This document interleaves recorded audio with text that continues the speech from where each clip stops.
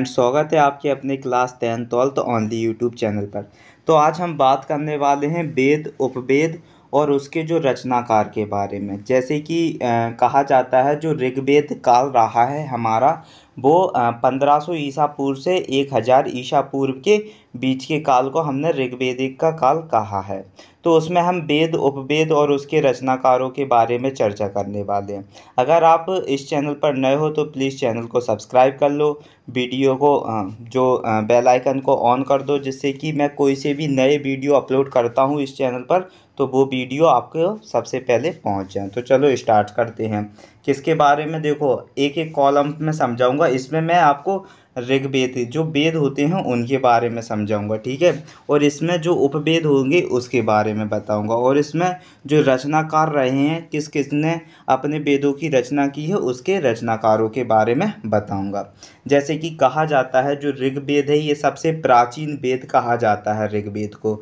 ये जो अगर आपसे पूछ लिया जाए कभी भी आपके क्वेश्चंस या पेपर्स में, जब आप कॉम्पिटिटिव्स की तैयारी करोगे तो उसमें पूछ लिया जाता है कि जो हमारे वेद रहे हैं उसमें जो ऋग्वेद है वो कौन से नंबर का या सबसे प्राचीन वेद कौन सा है, तो वो ऋग्वेद हो जाएगा। और इसमें उपवेद की बात करें तो उपवेद कौन सा है, आयुर्वेद।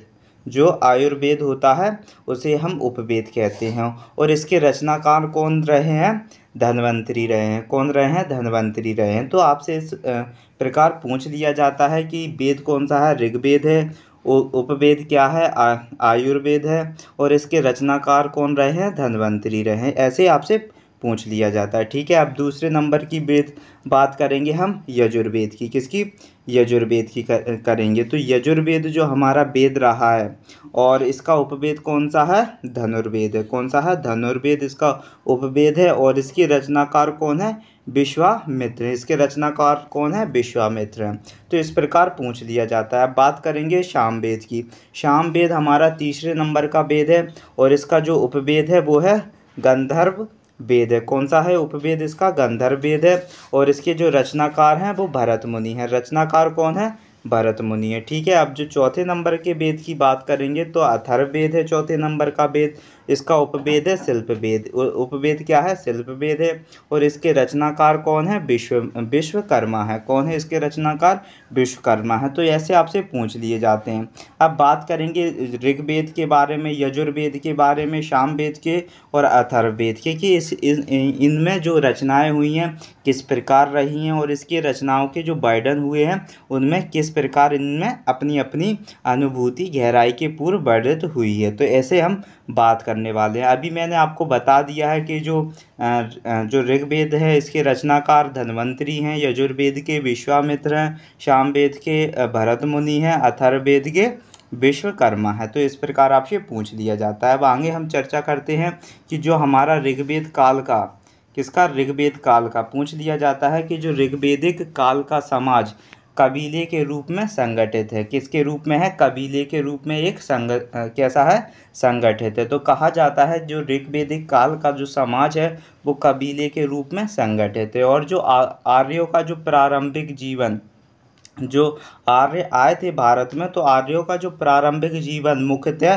कैसा था, पशुचारक था। कैसा था, पशुचारक था, पशुओं पर निर्भर था। तथा कृषि उनका कैसा था, गौण धंधा था। कृषि एक जो एग्रीकल्चर हुआ करता था वो आर्यों का एक धंधे के रूप में प्रयोग किया करते थे। उससे अपना कहा जाता है बिजनेस या जिसे कालाबाजारी किया करते थे। तो आर्यों का जो प्रारंभिक जीवन रहा है वो कैसा रहा है, पशुचारक रहा है। और कृषि उनका एक गौण धंधा रहा है, ठीक है। इस प्रकार आपसे पूछ लिया जाता है।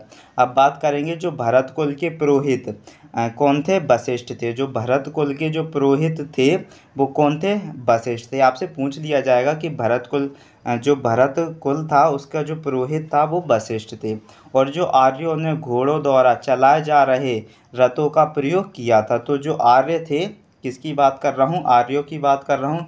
तो आर्यों ने घोड़े द्वारा चलाए जा रहे रथों का प्रयोग किया था। किसका प्रयोग किया था, रथों का प्रयोग किया था, वो भी घोड़े द्वारा चलाए जा रहे थे। तो इस प्रकार आपसे पूछ लिया जाता है कि आर्यों ने सब प्रथम जो किस चालक का प्रयोग किया था। तो आर्यों ने जो घोड़ों द्वारा चलाए जा रहे रथों का क्या किया था, प्रयोग किया था। इस प्रकार से आपसे प्रश्न पूछ लिए नदियों का जिक्र मिलता है। जो ऋग्वेद की बात करें तो ऋग्वेद में 21 नदियों का जिक्र मिलता है। और जो आर्यों की सर्वप्राचीन कहा जाता है, आर्यों की जो सर्वाधिक प्राचीन संस्था है वो क्या है, विदत है। क्या है, विदत है। तो पूछ लिया जाता है कि जो आर्यों की सर्वाधिक प्राचीन संस्था क्या है, तो वो है विदत। क्या है, विदत है। इस प्रकार आपसे पूछ लिया जाता है कि जो श्रेष्ठ लोगों की संस्था को क्या कहा जाता है, समिति कहते हैं। कहा जाता है जो श्रेष्ठ लोगों की संस्था होती है, जो सर्वश्रेष्ठ लोग होते हैं उच्च गणित के, उनकी जो संस्था होती है उसे समिति कहते हैं। और जो राजा ने चुनने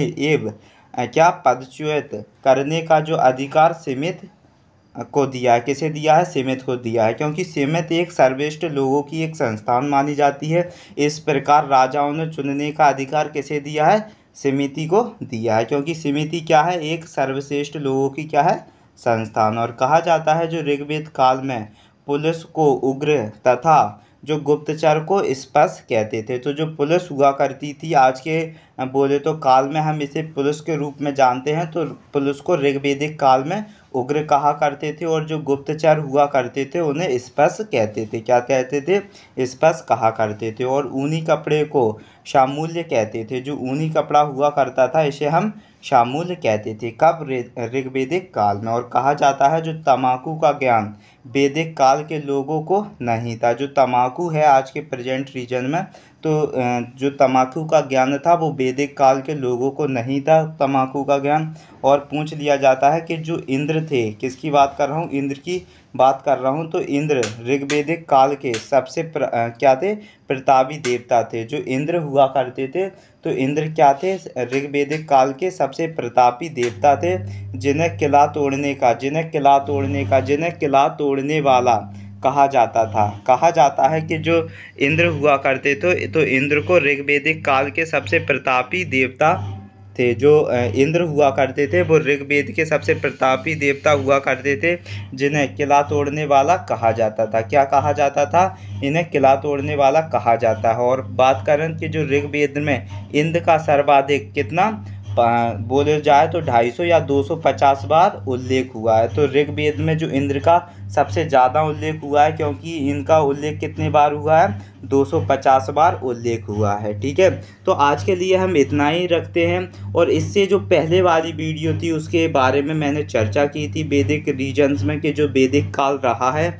उसमें कहा जाता है वैदिक काल में जो ऋग्वेदिक काल की बात की है कि 1500 बोले तो 1500 से जो 1000 ईसा पूर्व के बीच का जो ऋग्वेदिक काल रहा है उसके बारे में हमने विस्तृत रूप से चर्चा की थी कि जो वेदों में किस कंडीशंस में किस किस की चर्चा की है। ठीक है, तो इससे पहले वाली वीडियो मैंने आपको हर एक वेद की नॉलेज के रूप में बात की थी। तो आज के लिए इतना ही रखते हैं। और आई होप आपको हर एक क्वेश्चन, हर एक पीवीटी के रूप में अच्छे से समझ में आया होगा, क्योंकि मैंने एक एक करके हर एक पॉइंट्स पर अच्छे से चर्चा की है। ठीक है, तो अगर आई होप आपको बहुत अच्छे से समझ में आ गया है तो प्लीज़ वीडियो को लाइक कर दो और कमेंट्स में अपना ज़रूर फीडबैक साझा करके जाएं। और आप चैनल पर नए हो तो चैनल को ज़रूर सब्सक्राइब कर दो, बेल आइकन को ऑन कर दो, जिससे कि मैं कोई सी भी नई अपडेट्स या वीडियो इस चैनल पर प्रोवाइड करूं तो सबसे पहले आप तक पहुंच जाए। तो आज के लिए इतना ही, मिलते हैं नेक्स्ट वीडियो में।